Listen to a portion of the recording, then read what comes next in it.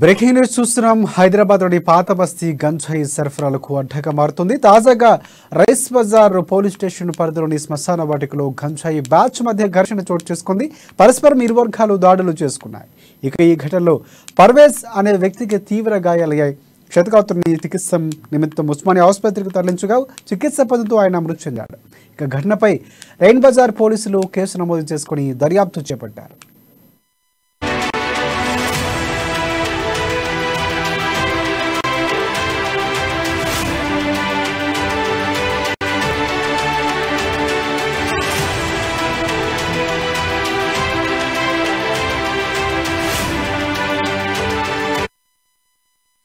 Breaking news చూస్తున్నాం. హైదరాబాద్లోని పాత బస్తీ గంజాయి సరఫరాలకు అడ్డగా మారుతోంది. తాజాగా రైస్ బజార్ పోలీస్ స్టేషన్ పరిధిలోని శ్మశాన వాటికలో గంజాయి బ్యాచ్ మధ్య ఘర్షణ చోటు చేసుకుంది.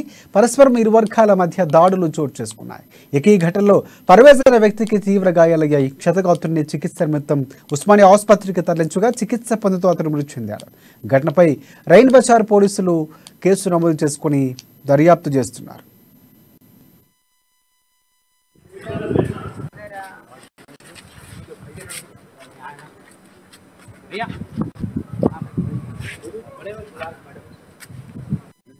कर रहे हैं पुलिस अपनी इतनी लापरवाही है।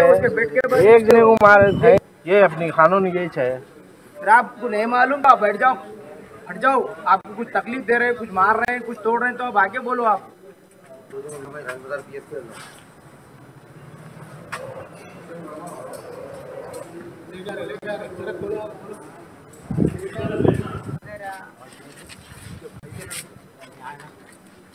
भैया